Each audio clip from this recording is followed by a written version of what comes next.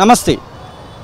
తెలంగాణలో కాంగ్రెస్ పార్టీ అధికారంలోకి వచ్చింది. మొట్టమొదటిసారిగా గాంధీ భవన్లో పొలిటికల్ అఫైర్స్ కమిటీకి సంబంధించినటువంటి మీటింగ్ అయితే జరుగుతుంది. ఇక చాలామంది మీటింగ్లో ఏం చర్చ జరుగుతుందనేటువంటి ఒక ఆశాభావంగా అయితే ఎదురు చూస్తున్నటువంటి పరిస్థితి. మనతో పాటుగా కాంగ్రెస్ పార్టీ అధికార ప్రతినిధి భవానీ రెడ్డి ఉన్నారు, అలాగే కాంగ్రెస్ పార్టీ రాష్ట్ర నాయకురాలు వరలక్ష్మి ఉన్నారు.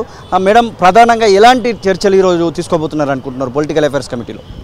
ముందుగా మనం కాంగ్రెస్ పార్టీ అధికారంలోకి వచ్చిన తర్వాత మొట్టమొదటిసారిగా జరిగే పొలిటికల్ అఫైర్స్ కమిటీ మీటింగ్ ఇది. సో కింద అందరికీ కూడా పార్టీ గెలుపు కోసం కృషి చేసిన రాష్ట్రం అందరి నుంచి నలుమూలలా పనిచేసిన వాళ్ళే కాకుండా పక్క రాష్ట్రాల నుంచి ఇన్ఛార్జీలుగా వచ్చిన వాళ్ళందరినీ కూడా ఇవాళ థ్యాంక్స్ చెప్తూ ఒక రకంగా వాళ్ళందరూ పార్టీ గెలుపుకు కృషి చేసినారు కదా కార్యకర్తలందరూ కూడా, అది ప్రధాన అంశం ఉంటుంది. తర్వాత మిగతా ఏమన్నా ఉంటే భవిష్యత్ కార్యాచరణ అదొకటి, తర్వాత రాబోయే ఎంపీ ఎలక్షన్స్ దాని గురించి కూడా ప్రధానంగా డిస్కషన్ ఉంటుంది. నిజంగా కూడా మీరు అన్నట్టు ఆశావహులు అయితే అందరూ ఎదురు చూస్తూ ఉన్నారు, మంచి డిసిషన్స్ వస్తాయని. మీ పేరు కూడా ఎమ్మెల్సీకి సంబంధించినటువంటి లిస్టులో వస్తూ ఉంది. నిజంగానే అలాంటి ఆలోచన అధిష్టానం చేస్తుందా? మీకు అలాంటి ఆలోచన తీసుకుంటున్నారు అనేటువంటి ఏదైనా హింట్ ఏమని ఇచ్చినటువంటి సందర్భం ఉందా? అంటే నా ఒక్కదానికని కాదు, కానీ మహిళలందరికీ కూడా ఈసారి పెద్దపీట వేస్తామని ముందే చెప్పిండ్రు. రానైతే మహిళా రిజర్వేషన్ బిల్లు కూడా పాస్ అయింది.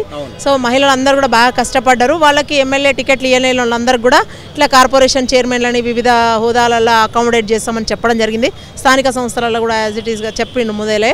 సో అట్లా నా వరకు వచ్చేసరికి ఒకంత ముందే నాకు చెప్పిండ్రు, సోషల్ ఇంజనీరింగ్లో బీసీకి ఇవ్వబోతున్నాం, మీకు పార్టీ గెలుపుకు మీరు కృషి చేయండి అని చెప్పి నాకు జాయింట్ కన్వీనర్ పొజిషన్ ఇవ్వడం జరిగింది. రాష్ట్ర వ్యాప్తంగా తిరిగి ప్రచారంలో పాల్గొన్నాను. సో దానిలో భాగంగా మేబీ వచ్చి ఉండొచ్చు. నిజంగా నిన్న మొన్న నేను కూడా టీవీలలో అదే చూస్తున్నా. Thank you seen if it is that case. Okay, నేనైతే అందరికీ కూడా ఉంటుంది ఆశ. పార్టీ ఏ పని అప్పచెప్పినా కూడా, ఏ కార్యక్రమం తీసుకున్నా, ఏది అప్పచెప్పినా, ఏ రోల్ ఇచ్చినా కూడా నా వంతు బాధ్యతగా నేను మాత్రం గట్టిగా పనిచేస్తాను.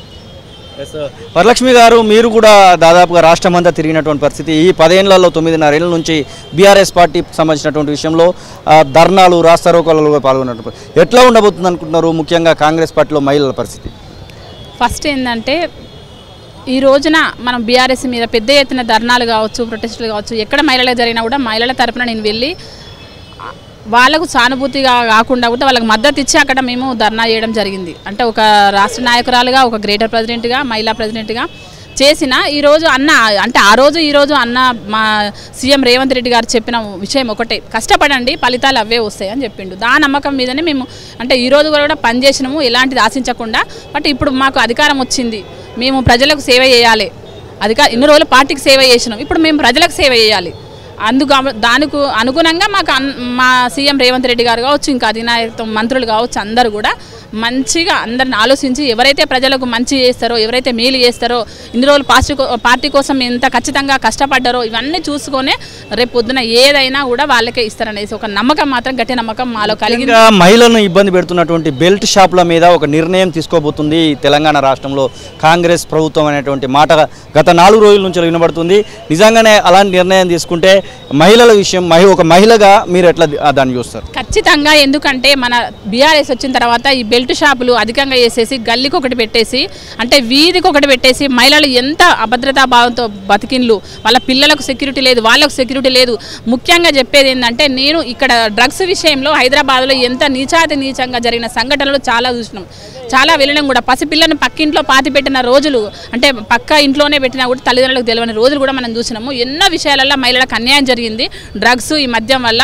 ఈరోజు మా రేవంత్ రెడ్డి గారు సీఎం గారు ఎంత మంచి ఆలోచన విధానంతో వెళ్తున్నా అనేది ప్రజలకు తెలిసిపోయింది. మహిళలు ఈ మద్యంతో చాలా కుటుంబాలు నాశనం అయిపోయినాయి, చాలా అంటే ఏ విధంగా వాళ్ళు నష్టపోయింది అనేది మహిళలకు తెలిసిపోయింది. అందు గురించే ఈరోజు పట్టం కట్టిళ్ళు కాంగ్రెస్ పార్టీకి, వద్దు కేసీఆర్ని. ఇప్పుడు మిడిసిపడుతున్న కేటీఆర్ ఏం మాట్లాడినో తెలియకుండా అసెంబ్లీలో ఏం మాట్లాడుతున్నాడో అర్థం కావట్లేదు. నేను ఒకటే అడుగుతున్నా, ఒక మహిళగా అడుగుతున్నా, మీరు 10 సంవత్సరాలలో కనీసం మీరు ఇచ్చిన హామీలలో ఒక్కటన్నా ప్రజలకు మీరు నెరవేర్చిల్లా? మేము 10 రోజులైంది గవర్నమెంట్ వచ్చి, కాంగ్రెస్ ఏదైతే 6 గ్యారంటీలు ఇస్తామన్నదో ఖచ్చితంగా రెండు గ్యారంటీలు ఆల్రెడీ అమలులోకి వచ్చేసినాయి. ఈరోజు తెలంగాణ రాష్ట్ర మహిళా లోకము హర్షించదగ్గబడ్డ కాంగ్రెస్ పార్టీకి పట్టం కట్టింది. ఈరోజు వాళ్ళు అనుకున్న విధంగానే ఈరోజు కాంగ్రెస్ పార్టీ ముందుకెళ్తుంది. మా తల్లి సోనియా గాంధీ కళ్ళల్లో బంగారు తెలంగాణ తీసుకురావడానికి మా ఇక్కడ ఉన్న అధికార పార్టీ ఏదైతే మేము ఇప్పుడు ప్రజెంట్ ఉన్నామో, మా అధికార అధికార పార్టీ నుంచి మా సీఎం రేవంత్ రెడ్డి గారు అన్ని విధాలుగా కృషి చేస్తున్నారు. మా మంత్రి మండలి కూడా మంచిగా ఏర్పడింది. అందరూ కలిసికట్టుగా ఈరోజు అన్నదమ్ముల్లాగా ముందుకెళ్ళి ప్రజలకు ఏవైతే సంక్షేమ కార్యక్రమాలు అందాలో ఆ దిశలోనే వెళ్తాం. మేము 10 సంవత్సరాలు ఖచ్చితంగా ఉంటాము. ఖచ్చితంగా మాకు పట్టం కడతారు. మళ్ళీ కూడా అదే విధంగా మాకు ఎందుకంటే మహిళలకు కూడా ఈ రోజున అందరూ హర్షిస్తున్నారు. మాకు కూడా పార్టీలో ఉన్న మహిళలకు కూడా మంచి సముచిత స్థానం దొరుకుతుంది. మంత్రివర్గం చూసుకుంటే ఇద్దరు మహిళా మంత్రులను కూడా తీసుకున్నటువంటి పరిస్థితి 11 మందిలోనే. మిగిలినటువంటి 6లో కూడా మహిళలకు అవకాశం దొరుకుతున్నటువంటి ఆశ మనకు కనబడుతుందా? అంటే ఇద్దరికి ఇచ్చిండ్రు, ఇంకా 4 ఉన్నారు గెలిచిన వాళ్ళు. అంటే ఇస్తే బాగుండు అనే అంటాము. యాజ్ ఏ విమెన్గా చాలా విమెన్ ఎంపవర్మెంట్కి దట్స్ ద బెస్ట్ థింగ్. ఎందుకంటే మా సమస్యలు ఏమన్నా ఉంటే మంత్రులు మన వాళ్ళు మహిళలు ఉంటే, మహిళల నేపథ్యం ఉంటే మంచిగా చేస్తారు అనే ఒక ఇంత ఆశ ఉన్నది. కానీ అక్కడ మరి సీనియర్స్ అందరూ ఉన్నారు. సో అది మంత్రివర్గ కూర్పు అనేది మళ్ళీ పెద్దలు నిర్ణయిస్తారు. సో అది బియాండ్ మై లెవెల్. బట్ మాకైతే హ్యాపీగా ఉంది. వచ్చిన వాళ్ళకు కూడా మంచి శాఖలు ఇచ్చిండ్రు. చాలా బాగా హ్యాపీగా ఉంది మాకైతే. ఇది పరిస్థితి. దాదాపుగా మహిళలకు పెద్దపూట వేయడంలో కాంగ్రెస్ పార్టీ ముందు వరుసలో ఉంటుందనేటువంటి ఆశాభావాన్ని అయితే మహిళా నాయకులు వ్యక్తం చేస్తున్నటువంటి పరిస్థితి. కెమెరా పర్సన్ సతీష్తో శ్రీనివాస్, తొలివెలుగు, హైదరాబాద్.